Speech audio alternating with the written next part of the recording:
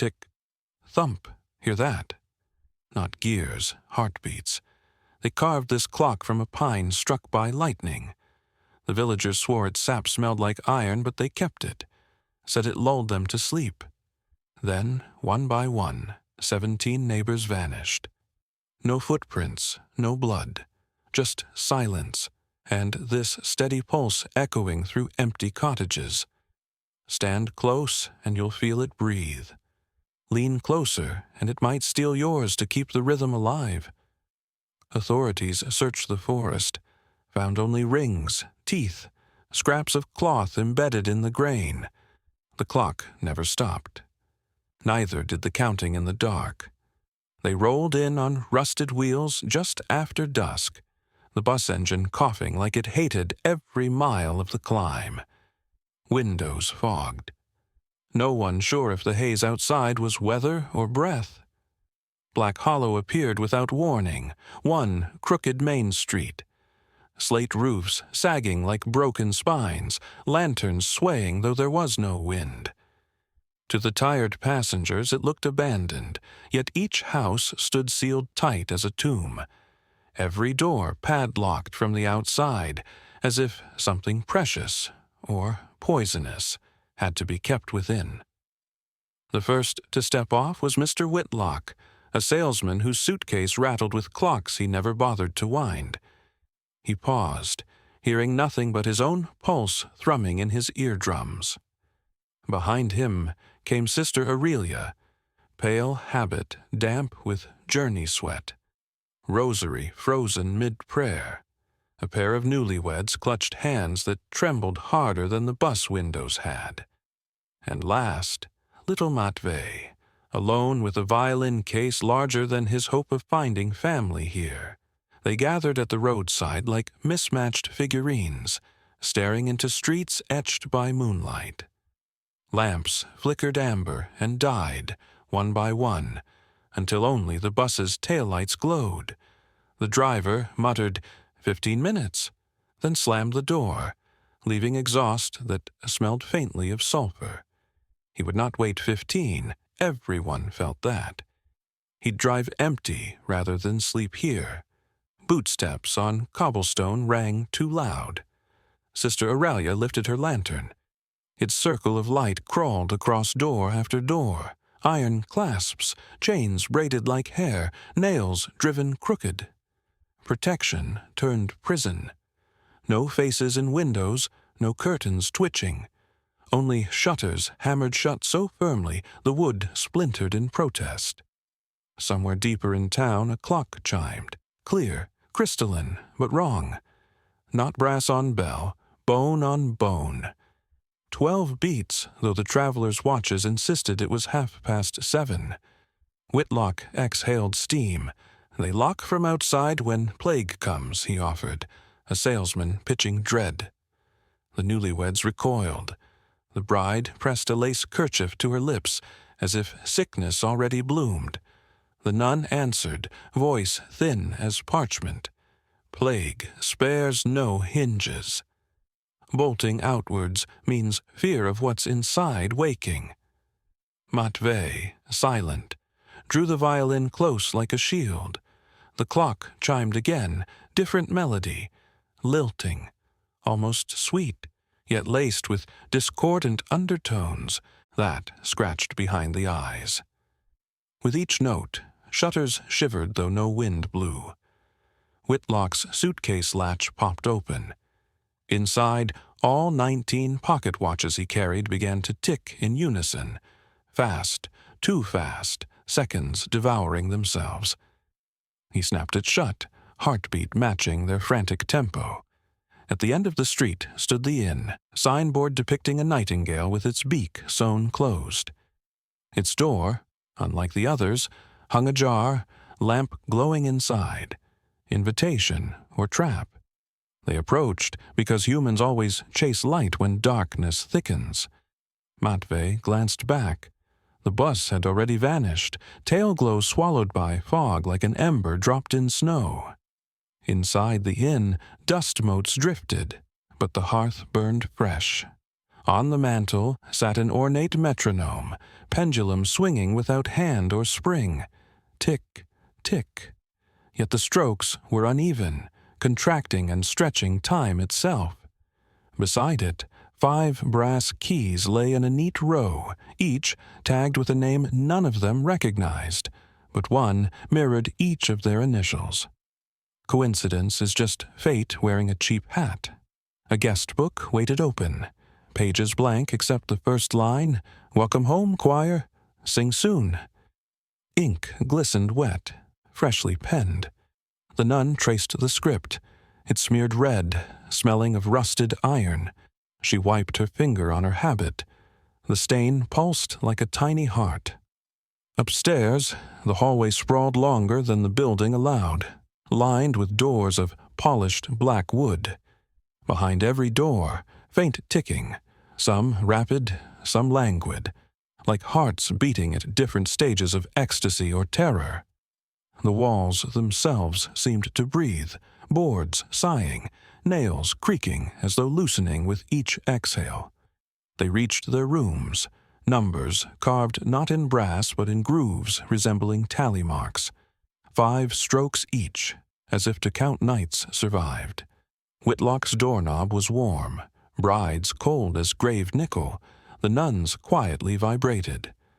Matvey's door bore scratches at knee-height, as if something inside wished to claw free. Then, simultaneously, each door clicked open by unseen mechanism. Inside, identical furnishings, a bed draped in lace, a wardrobe sealed with wax, and at the center a mantel clock crafted from dark forest wood veined with silver. No hands, only a needle of bone suspended where minute and hour should meet.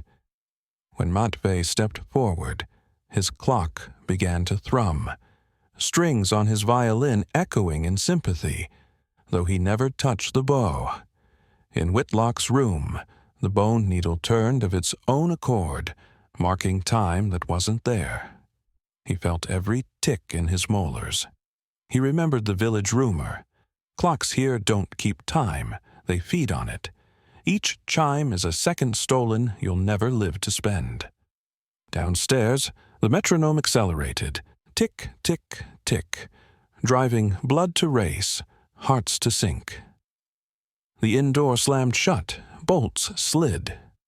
External chains like the cottages. They were no longer guests, they were inventory. The bride screamed, the inn answered. With song, all clocks erupted in haunting harmony, notes layered, lullaby, dirge, wedding march, twisting into a single throbbing heartbeat that shook rafters. The air thickened, sweet with resin and rot. From the wardrobe corner seeped resinous sap, smelling of pine and bleeding red. Whitlock threw his suitcase into the hallway. Watches burst from it, spinning, hands spinning backwards, forming a spiral on the floor that pointed toward the attic stairs. Above, something heavy paced, floorboards groaning under unliving weight. Sister Aurelia knelt, praying in Latin. The words warped, echoed backward. The metronome stilled. Silence gulped the inn. Then, one wet thump overhead, like a heart dropped on wood. Dust rained from the ceiling. The choir was summoned. They gathered at the staircase, forced together by dread's magnetic pull. Matvey clutched his violin. The bow moved, though his fingers were still scraping a note thin as a scream. The bride whispered, "They said the clocks sang." Her husband finished, voice hollow. But nobody warned us about the chorus.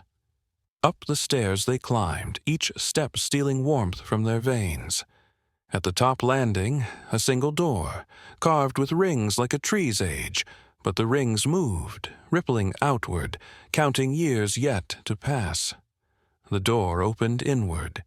Inside, no attic, an endless forest, trunks shaped like towering clocks, pendulums swaying from branch to branch like hanged men.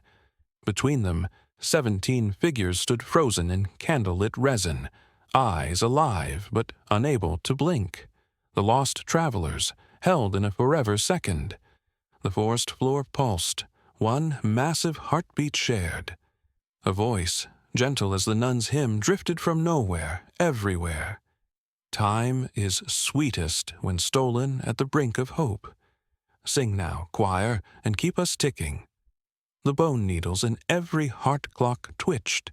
Matvey raised his violin, not by will, and drew the bow. The first note cut the fog. Behind him, Whitlock's watches chimed. The nun's rosary beads clacked like metronome teeth. The newlyweds' mouths opened on perfect pitchless terror. And below, Black Hollow listened, doors bolted outward, townsfolk holding breath, refusing to hear the chorus they invited long ago. Tick, thump, the concert had begun. They say a man's life can be measured in two sounds, the first gasp he takes and the final breath he loses. Every tick between is illusion, gears grinding behind a velvet curtain. Herr Jakob Kramer understood that better than any soul to haunt the Black Forest. In a candle-lit room that stank of oil and iron filings, he promised lords, lovers, and thieves a third sound, a tick that would keep beating long after their lungs collapsed, long after worms gnawed through marrow, long after even memory surrendered to moss. He called it immortality through machinery. The villagers, mouths sweet with superstition, called it blasphemy shaped like a clock. Picture his workshop now. Walls paneled in, dark spruce that whisper when the wind crawls under the eaves, workbenches crowded with brass cogs the size of coins and flywheels wider than dinner plates. Chains hang like winter vines, mainsprings coil like sleeping serpents. In every corner, jars filled with viscous amber. Inside each jar, a pendulum, still wet, still beating, suspended in embalming sap. It's not sap, of course, but admitting that would demand nightmares harder than most men can swallow. At the room's heart stands the grand contraption, a towering skeleton of gears and bellows, crowned with a cuckoo carved from black walnut. The bird's beak glistens scarlet, droplets pattering onto a waiting dish of silver. Every hour the beak opens, every hour the dish fills. Blood never clots near Kramer's inventions. Time won't allow it. Where did he learn such work? Whose hands guided his? Some say a Jesuit library lost to fire. Others whisper Ottoman alchemists traded him living ink for German iron. Kramer never confirmed, never denied. He spoke rarely, but his eyes, those pale clock faces, spun with secrets too fast to read. Clients arrived by moonlight, cloaked against snow and scandal, each bearing a heavy purse and a heavier fear of death. They came to trade heartbeats for seconds, flesh for brass. Kramer's price was simple. A piece of themselves they could spare no longer. A pianist surrendered the tendons of her left hand. A duke relinquished the eye that once lingered too greedily on fortune. A poet offered his tongue, believing silence would sharpen his words once eternity bent to him. None expected Kramer to use what they gave. All discovered otherwise when their gift reappeared behind beveled glass, ticking, pumping, counting, mocking. For months, the workshop rang with hammer blows and whispered incantations. Metal kissed bone, sinew laced cogs. Arteries became filaments conducting blood time from jar to gear, gear to bell, bell to beak. Each customer left with a smaller debt to mortality, and a larger one to whatever God hates thieves of life. But no masterpiece emerges without a final sacrifice. Kramer needed a heart unspoiled by sin, a rhythmic innocence to drive the great clock forever. He found it in Liesel Helbing, the baker's daughter, 17, laughter bright enough to melt frost off gutters.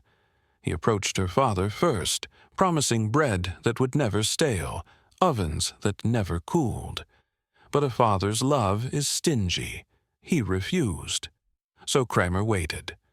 And one freezing dawn, when mist, muffled screams, and footprints vanished behind falling snow, Liesel did not arrive to sell honey loaves in the square. Search parties scoured the pine labyrinth, lanterns bobbing like dying stars, but the forest kept its secret. Only a single breadcrumb trail, real crumbs, sweet and warm, led to Kramer's stoop before disappearing beneath the door. That night, villagers heard a new chime, not the brittle clang of brass, but a living thud echoing through gears. The cuckoo sang 12 times, each note a heartbeat stolen and recast in oak. The bird's beak dripped faster now, splattering the silver dish crimson. And above the churning mechanism, a small corset button, marzipan pink, hung nailed to the frame like a trophy too delicate to hide.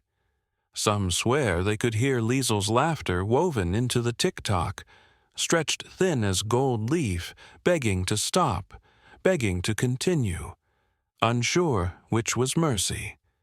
Others claim the bread in their cupboards molded overnight, as though refusing to exist in a world where its maker could not.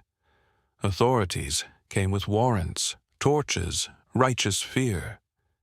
They found Kramer poised beside his creation, fingertips resting on the brass housing like a lover's shoulder.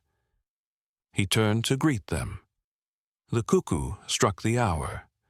Blood spattered across his spectacles, and he smiled. Gentle, paternal, victorious. "My clock will outlive your verdict," he whispered. "Perhaps your children will wind it for me." They shattered jars, smashed gears, dragged him away in irons that rang like church bells. Yet when they returned at dawn, the workshop still pulsed, gears misaligned, yet turning, driven by a heartbeat embedded where mainspring once lay. No power source they recognized, no cord to cut. Just the steady thud of time refusing burial. Weeks later, the workshop burned to embers, though no fire ever reached neighboring beams. Witnesses swear the flames burst outward from the great clock itself, as if the machine decided to immolate rather than be owned. In the ashes, investigators found the cuckoo's beak, empty, unstained, silent, but no heart. The pendulum jar had been dragged through soot, leaving a crimson trail that vanished at the forest's edge. So, when you hear an errant tick in the woods, softer than a woodpecker, sweeter than sap, remember, Kramer promised a timepiece that could outlive the heart. He never said whose, nor where it still wanders, counting the seconds we dare to steal from its silence. 17 signatures, each curled in fountain pen bravado, march down the brittle ledger page like soldiers reporting for duty they do not understand. Karl Düring, botanist. Isabella Vogt, governess. Captain Albrecht Lowe, his rank underscored twice, as though ink could outshout fear. 17 entries, 17 tidy rooms. Only one brass key missing from the rack, a gap shaped like an absent tooth in a smile gone wrong. Listen. The corridor gasps with lamplight that never warms. Wallpaper peels in vertical ribbons, revealing veins of damp plaster the color of bruises. Somewhere beneath the floorboards, pipes knock an irregular pulse, as though the house has mislaid its heartbeat and now improvises one from rust. Room 7 breathes the loudest. Night vision reveals what daylight denies. Motes swarming like silver fish, curtains shivering without wind. And that grandmother clock at the junction, taller than any guest, whose pendulum swings just a little too slow, refusing to keep pace with outside time. Midnight approaches. The clock prepares to speak. Outside, each door hangs a tag etched in Gothic script, Bitte nicht stören. But secrets do not read German or any language. They barge in uninvited. Watch the keyhole of room 7. A sliver of darkness leaks outward instead of light spilling in. Something inside inhales, longs, syrup-thick, and the hallway lamps flicker as if starved of oxygen. Then the chiming begins. 1. A note low enough to rattle teeth fillings. Carl During's quill snaps in his journal by the window. He tucks it behind his ear, telling himself root systems in swamp cedars sometimes groan like that. 2. Isabella Vogt folds her prayer book, lips still moving after the Amen. She swears she smells lilac, though fresh flowers died here before spring ever dared. 3. The cook, no signature, staffer seldom memorialized, stirs a pot in the basement kitchen. Each chime vibrates up the ladle into his wrist. He thinks of Mother's voice warning him about jobs that pay on time yet withhold last names. 4, 5, 6. The captain counts along, reflex of parade ground drills. But at 6, the rhythm breaks. The clock pauses, as if considering an amendment to arithmetic itself. The silence shoves everything off balance. Even dust hangs, uncertain whether to fall. 7. A breath, then 8 comes half a heartbeat early. 9 skids late, like a drunk stumbling onto the wrong platform. 10, 11 blur together in metallic panic. And 12 detonates, a clang that splits the hour down the spine. Behind the wood, room 7 exhales. Doors creak, but none open. Guests lie rigid in their rented beds, ears straining for footsteps that refuse to materialize. Somewhere, a woman begins to cry without raising her voice. She does not know why tears arrive, only that her name suddenly feels temporary. We find ourselves staring again at the ledger on the reception desk. Pages flutter under a draft no window admits. Ink beads, letters warp, and 2 names, Carl During, Isabella Vogt, fade as if sucked back into the quill nib that birthed them. The nib now lies broken on the lobby floor.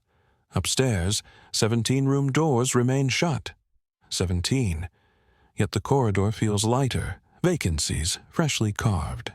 No footsteps leaving, no luggage rolling across creaking planks. Just subtraction executed in silence. The key rack waits. Brass teeth glint, still only 1 gap. The key never returned, yet the house has already collected payment. We count again. Ledger, 15 names, 2 erased. Key rack, 16 keys, 1 missing. Math unravels. Dawn seeps through stained glass, coloring the foyer in diluted rose. House sparrows begin their sermon, but the building does not release its breath. When the maid unlocks the linen closet, she finds 2 neatly folded uniforms that were not there before. 1 tweed jacket, smelling of moss, 1 lace collar damp with lilac perfume. No bodies, only garments, arranged like exhibits. She turns, and the grandmother clock smiles. Its pendulum stopped exactly at the moment the names disappeared. She wonders who wound it. Nobody ever admits touching the mechanism. Yet the weights are always freshly drawn, cords taut like veins on a clenched fist. New guests will arrive by dusk. They always do. The coachmen will lift their trunks, complain about the gradient, accept a coin too heavy for its metal. They will sign the ledger, 18, 19, 20, a blooming parade of ink. Reception will hand over keys, except the one that never returns. Room 7 will wait behind a locked door that no skeleton key fits except its own. And the corridor clock will clear its throat, gears lubricated with something thicker than oil, ready to rearrange arithmetic once more. Remember, in this house, subtraction is not the absence of numbers, but the harvest of names. When the key fails to reappear, do not call for a locksmith. The door chooses whom it frees and whom it keeps ticking behind the wood. They delivered the shattered mantel clock to Herr Dr. Weiss shortly before dusk. its walnut case cracked, its brass hands twisted as if they had tried to strangle each other. No one confessed who found it. The object simply appeared on his porch, dripping resin that looked uncomfortably like plasma. Weiss, educated in Vienna, exiled by debts, lifted the clock with the surgeon's caution. The wood was warm, almost febrile. Beneath the tick-tick cough of a fractured escapement, he thought he heard something softer. Systole, diastole, a clandestine pulse. In his surgery, the gas lamp haloed dust like surgical snow. He laid the clock upon a green drape, selected a chisel, and murmured an apology no one would hear. The first wedge split the casing. A scent of copper and winter roses seeped out. The second wedge exposed what should have been gears. Instead, valves, ivory white, flexing. Tiny arteries braided with gold filaments. Aorta, where the mainspring ought to be, coiling and uncoiling with queasy grace. Between them, beating slow as a metronome set for a dirge, a fist-sized heart lacquered in shellac. Someone had stitched numbers onto the muscle in black thread. I, 2, 3, 12, an internal clock face counting its own demise. Weiss's scalpel quivered. He remembered anatomy lectures describing the pericardium like a sacred reliquary. None had mentioned cuckoo whistles or minute wheels forged from human rib. Yet here they were, meshed perfectly, lubricated by crimson oil. Deeper still he found a locket, silver, dented.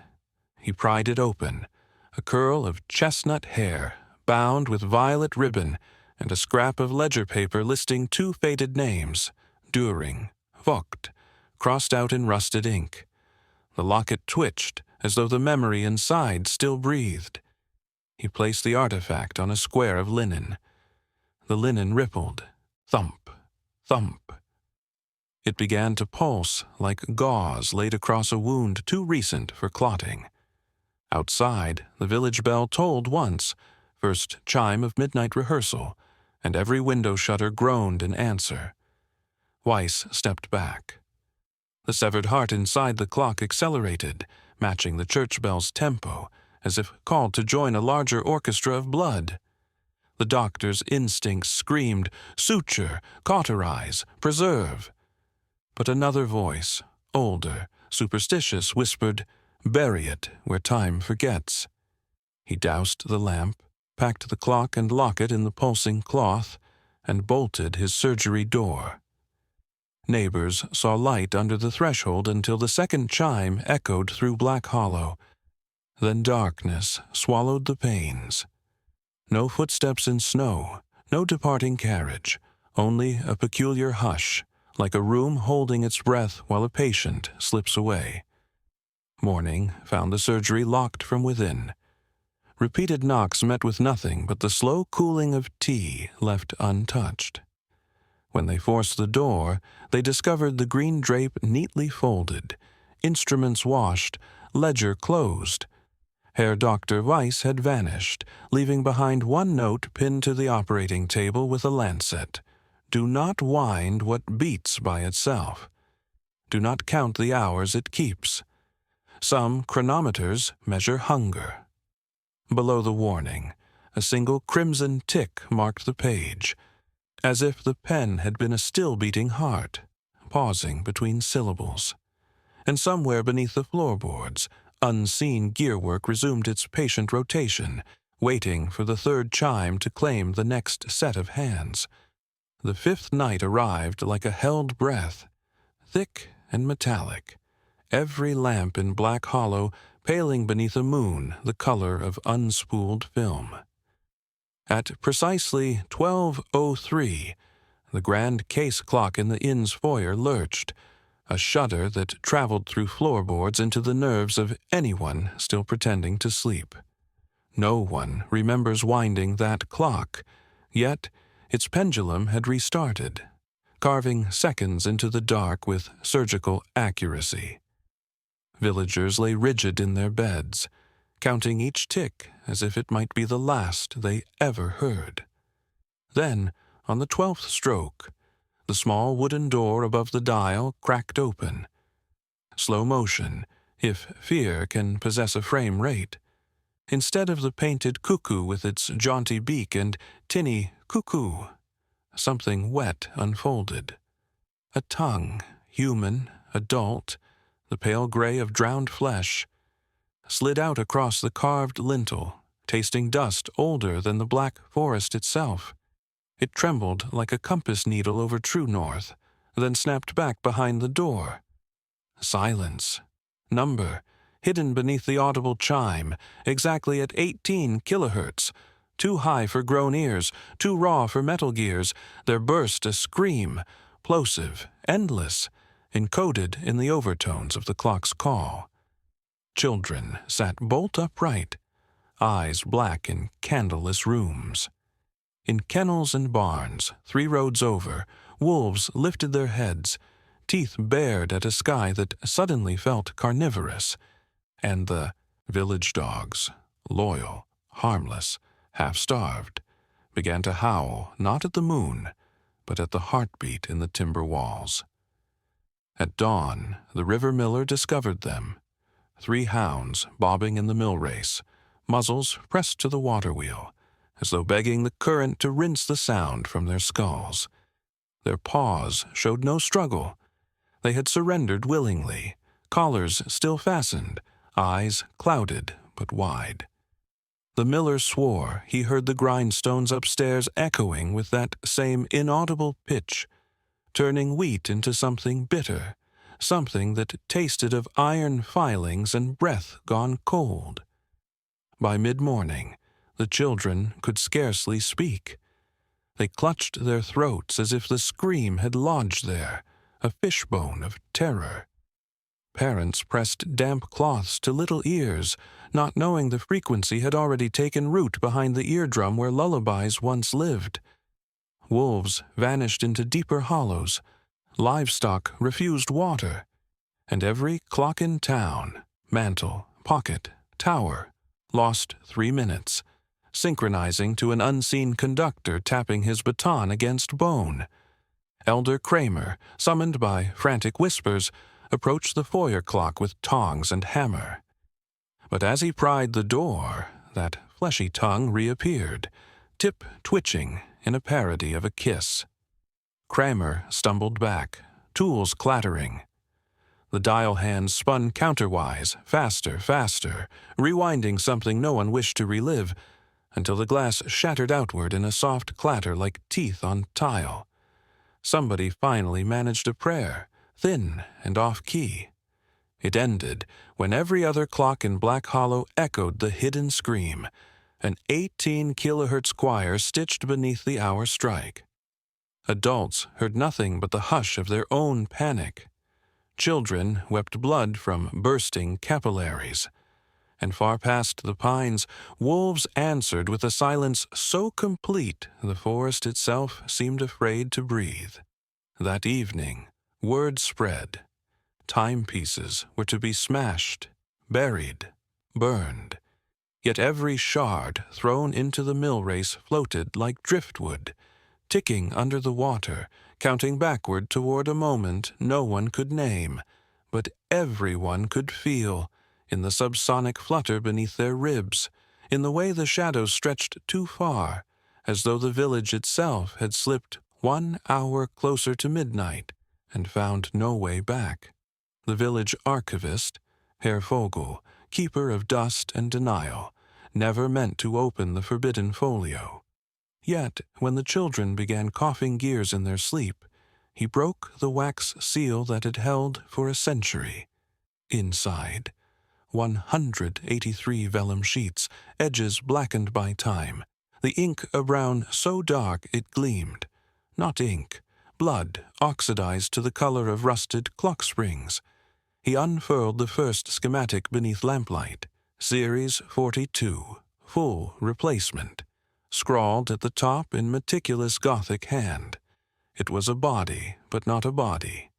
Rib cage rendered as interlocking cogs, vertebrae replaced by ratchets, a heart chambered like a mainspring barrel, wound by a key protruding where a sternum should be. In the margins, measurements precise to the half-millimeter, arrows noting tolerances for living tissue. Vogel's candle hissed. The parchment smelled faintly of copper and rain-wet stone. Page after page, the blueprints advanced. Series 43 converted infant clavicles into chiming rods. Series 44 mapped arterial routes for oil instead of blood.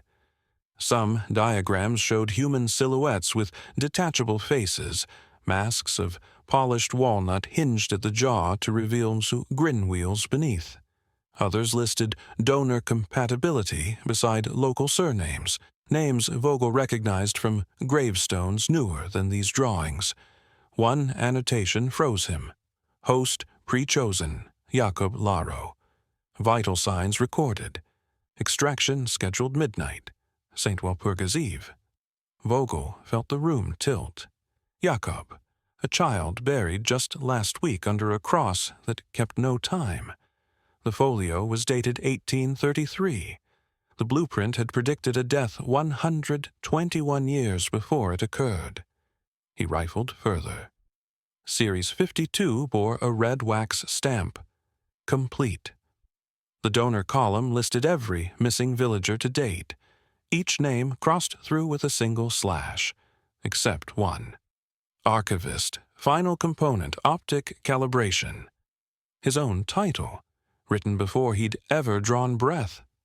Vogel staggered backward. On the last sheet lay a single gear, thin as a communion wafer, warm to the touch. His reflection shimmered in its burnished curve, pupils ticking like stopwatch dials. A note below it read, "When the reader finds this, the movement will already be in motion." From the hallway, the clocks he'd catalogued for years began chiming out of sequence, forging a rhythm that matched his trembling pulse. He blew out the candle, but darkness did not return. Instead, the schematics glowed, veins of dried blood wicking new color, as though the parchment had tasted future heartbeats and found them punctual. Vogel understood.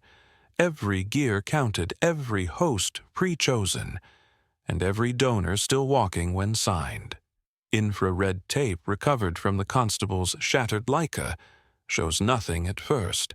Just a grainy lane behind the town hall, black trees gnawing at a starless sky. 23:57:12. A shimmer. Hooded silhouettes glide in from every compass point, boots muffled by fresh frost. They carry keys, monstrous iron augers taller than a man, teeth cut like cathedral spires. No faces, only burlap veils stitched with Roman numerals instead of eyes. They halt at the ring of 6 grandfather clocks that encircle the plaza, like sentries too old to leave their post. These aren't the polite parlor pieces villagers inherit. They're sarcophagi of oak and jet, fitted with breathing grills and hinges that sweat resin. One hooded figure consults a pocket metronome beating at 41 beats per minute, the tempo of a dying sparrow. A gloved finger lifts. The winding begins. Keys slot home, metal groans, wood exhales. Turn 1. A street lamp on Adlerstrasse flickers, its sodium glow wilting to ember. Turn 2. The lamp outside the baker's shutters coughs and gutters out. With each rotation, the footage blooms brighter in infrared as heat blooms inside the clock bodies. Something inside them, muscle, coiled gut, shifts wetly against gears. Third turn. The church lantern extinguishes. Stained glass swallows its own saints. A child's cough echoes from a nearby loft, then abruptly stops, as though a hand has pressed mute. Steam escapes the clock's keyholes, curling into digits the camera can't quite resolve. Perhaps a countdown, perhaps scripture. Final quarter turn. Every lamp in Black Hollow flares, then dies, plunging the town into a darkness that eats the camera's gain. Only the winding keys remain visible, white-hot helixes spinning of their own accord, drawing in oxygen the way a drowning mouth draws in water. The audio track captures a collective inhalation from the clocks, deep enough to bow the window panes along the square.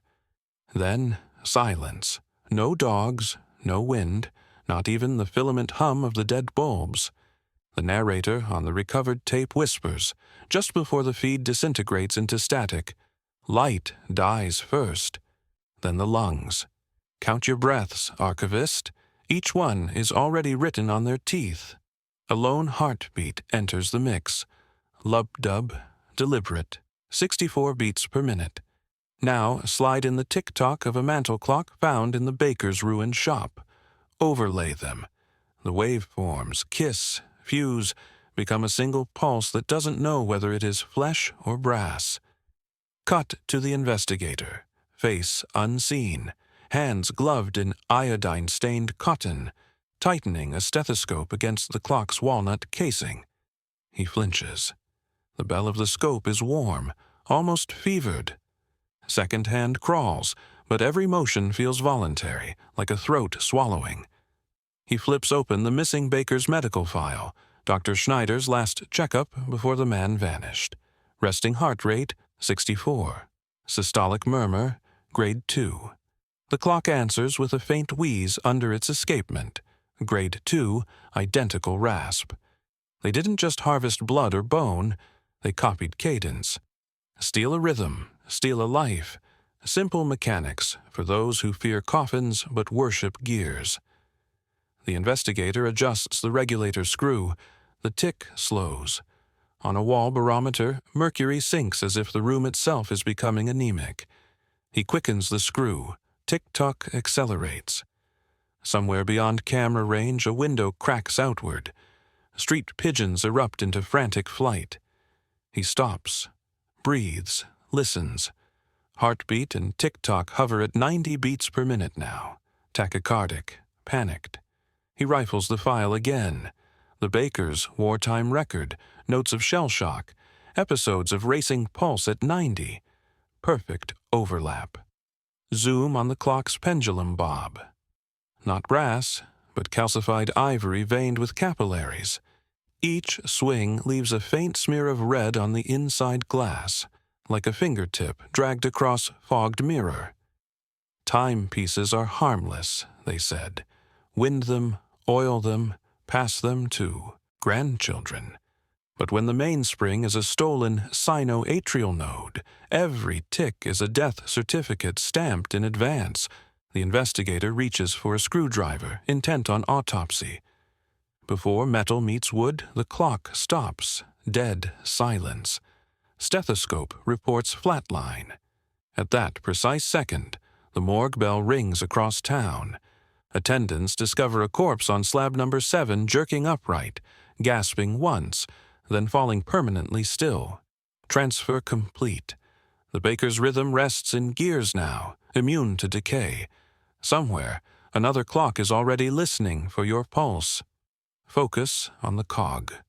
Cold steel, 6-toothed, no larger than a thumbnail, catalogued under Evidence Box 42B, sealed 6 days earlier. Room lights die, only ultraviolet remains, purple haze licking across chrome, and then it sweats. A bead forms in the hollow between 2 teeth, dark at first, then ruby when the UV hits hemoglobin. It trickles downward, gravity-sure, smearing a line of crimson on laboratory glass.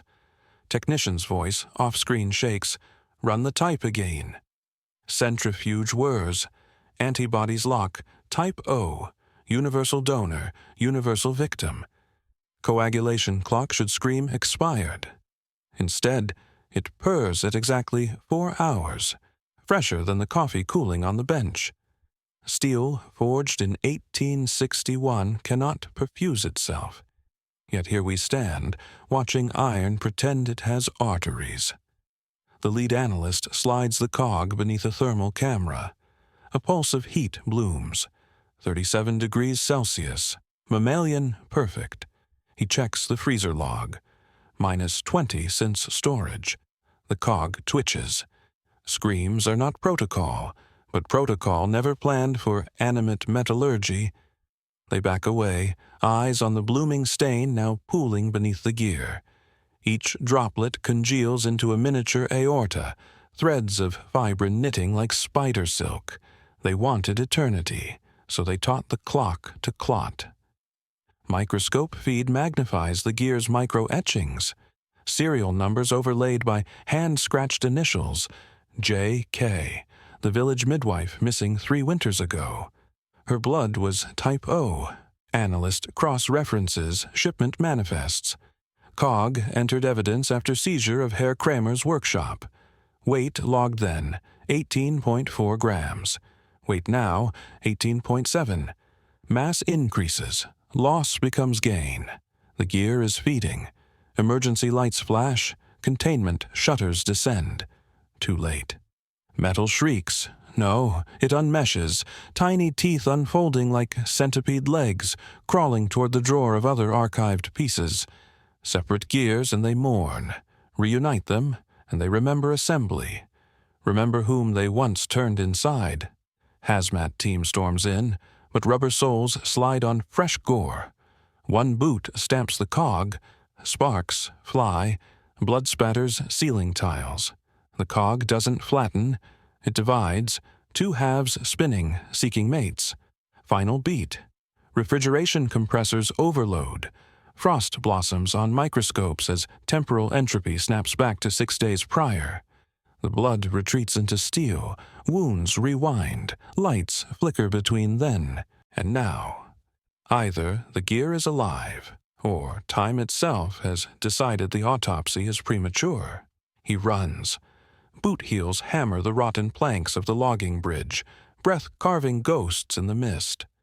Behind him, the village bell refuses to toll, its clapper locked at the throat of midnight plus 7 minutes. Ahead, nothing but moonlit rails and black forest swallowing both ends of the span. At 2:07 a.m., every pocket watch in Black Hollow forgot how to inch forward, like lungs exhaling and never daring the next breath. In the tavern, a drunk pauses mid-gulp. Ale overflows, frozen in a glassy arc. Station master's stopwatch halts mid-tick, the second hand glued to possibility. Throughout town, gears sigh into paralysis, yet the survivor's heartbeat gallops on. Back to the bridge, boards groan with each desperate stride. Cables whisper violin notes in the night wind. He clutches a brass chronometer, last souvenir of a brother claimed by gears. Its face is blank. Hands stuck at 2:07, mirror to every timing device in a 5-mile radius. Then the pulley snaps. A metallic bark echoing downriver, iron rivets shear like brittle bone. The central span drops 6 inches, enough to tilt the world. He slips, catches the rail, dangles above water black as undeveloped film. Gravity never misses an appointment, even when time forgets to show. Below, the current churns counterclockwise, dragging moonlight backward across its skin. Loggers swear the river flowed east this morning. Now it gurgles west, hungry for rewinds. Fingernails tear. The chronometer tumbles, hits a support beam, shatters. Gears scatter like silver seeds. Instantly, every pocket watch in town convulses. Stuck hands spin counter to the universe, clawing toward yesterday. He loses grip.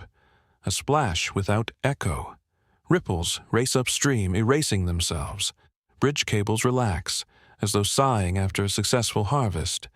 Dawn patrol will find no body, only footprints that begin halfway across and end nowhere. The sheriff records another missing at exactly 2:07 a.m. Again. North, south, east, west, the forest bends them into circles. Roads look straight, but the map is drawn by clocks that bleed and currents that remember. Run if you must. The bridge will snap, the water will reverse, and your watch will swear it all happened before it began. The lobby is empty. only dust motes drifting in lantern light and a faint copper tang that shouldn't linger in air this still. The caretaker sleeps upstairs, dreaming of summers before the roads closed, when guests wrote postcards instead of wills. A single bell dings. No wind moved it. Yet the sound ripples through corridors, rattling picture frames already skewed by nights of unanswered knocks. On the reception counter, the missing room key, number *42*, glints under oil lamp glare. Its brass bow is slick, scarlet beads slipping from the grooves, dripping a tiny semaphore onto the blotter below. 42 days lost. 42 pleas unsent. The key never learned the word return. Until tonight. The leather guest ledger shudders. Pages flutter without hands, parchment coughing dust as it flips to the first blank leaf. Quill rises from its stand, ink well trembles, letters carve themselves. The word bleeds through 3 sheets, as though unable to remain a surface secret. Ceiling timbers groan, upstairs doors click open in domino sequence, hinges whining a hymn backward. Moonlight sneaks beneath each threshold, revealing boots abandoned mid-stride, suitcases half-packed, chairs rocked to their final sigh. 17 rooms, 17 loves, 17 unfinished goodbyes. All vacant, yet none unoccupied. In the hallway, wall clocks long since stilled now jerk to life. Pendulums drag like nailed coffins, but they swing just once, synchronizing with the drip-drip from the key downstairs. The house keeps receipts even when the clerk forgets. A night paid in pulse will always balance the books. At the counter, crimson runoff pools into a perfect circle around *42*. The bell dings again, softer, apologetic, then fractures down the middle, split by a vibration only absence could cause. On the ledger's facing page, ink sketches a new column of names. 17 strokes, unseen hands forming delicate cursive. Beside each, a tiny gear drawn like a bullet hole. One by one, the freshly written names fade, sinking into the paper until only faint impressions remain. The column totals itself. *17*. Below it, a final line etches, exits, 0. Then silence curls back into every corridor, tucking itself inside walls that pulse faintly, as if the building remembers hearts more vividly than footsteps. A key can unlock or it can testify. Tonight it bled its story, every door closed, every guest accounted for. Checkout is a myth. The ledger is full, the bell is broken, and the house is perfectly, eternally wound. A drone rises through fog dense as unspoken guilt, its lamp slicing a corridor of sickly white up the ancient shaft. Stone walls appear first, pitted, damp, then retract into darkness, revealing the tower's true core. A vertical spine forged from what once beat inside living chests. They didn't build a clock. They borrowed skeletons and taught them to keep time. Rib cages, bleached and lacquer-shiny, are bolted into the masonry at perfect intervals, each wired with thin brass rods that tremble like fevered violin strings. Where lungs once sighed, wind now whistles. Where hearts once hammered, hammers now strike. A low gust snakes through shattered lancet windows. The skeletal carillon answers, C minor, then A flat, half of Mozart's Lacrimosa. Breathing out of bone and rust. Every chord is precise, every dissonance deliberate, as though grief itself were reading sheet music. Higher the drone climbs, colder the notes become. Pelvis plates serve as resonators. Metacarpals tick against vertebrae, a morbid escapement. Fleshless fingers dangle from wires, twitching each time the tower inhales. Listen closely. Those aren't drafts slipping through cracks. They're sighs returning for encore performances. Halfway up, a steel catwalk appears. Fresh welds, recent footprints in dust. On its railing hangs a placard, letters etched with surgical neatness. Autoclave, Series 42. Sterilize the hour. Purify the host. Below the text, a smear of dried blood forms a pendulum shape, as if someone practiced drawing inevitability. The drone's spotlight grazes a gear the size of a dinner plate. Except gears don't pulse. This one throbs, pinkish at its center, pushing and retracting like a heart taught to impersonate metal. An autoclave heats until the last germ surrenders. Here, they scorch chronology. Time enters infected with memory, exits sterile and obedient. At the summit, the lantern room yawns open. Instead of bells, 3 enormous sternums hang, each wired to iron counterweights. Wind surges, the sternums collide. A chord shudders outward, E-flat minor this time, exactly matching the closing bars of the funeral mass. Down in the valley, villagers freeze. They do not own hymnals, yet they recognize the tune. It's the one their breath takes when it leaves for the last time. This tower does not toll the hour. It sterilizes it, drains it, and rings out whatever humanity fought to hide. A metronome for souls, counting not seconds but surrender. Each note a reminder that in Black Hollow, even the wind keeps perfect, deadly time. Camera holds on a room so dark even the dust seems reluctant to float. Only illumination. A hospital monitor's soft green glow and the ember of a dying cigarette.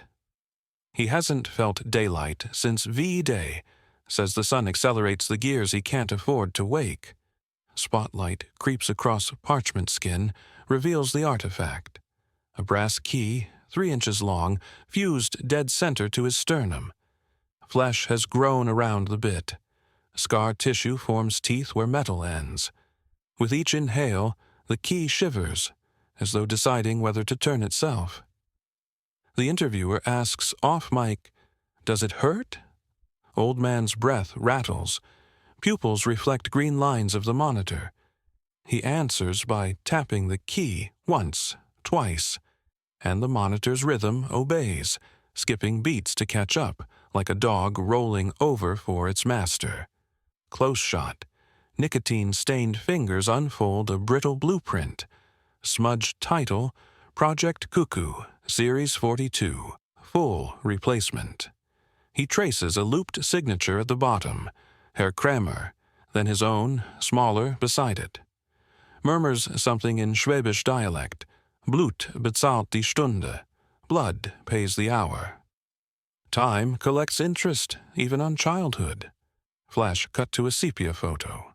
A boy, maybe 10, chest already bandaged, standing beside a monstrous cuckoo clock taller than a man. Handwritten note, key inserted 17th May, 1933, winding schedule every 72 hours. Monitor surges, beep, tick, tock, beep. Grandson's eyelids flutter like rusted shutters. Grandfather told me, time eats who feeds it. And he fed it plenty, tourists first, then neighbors, then anyone who noticed the singing clocks stopped singing and started chewing. We ask if he's ready to surrender the key. He laughs, a sound of metal scraping porcelain, says removal would rewind the debt, that every second he's lived would come collecting, fingernails first. Suddenly, the monitor flatlines, steady, cold.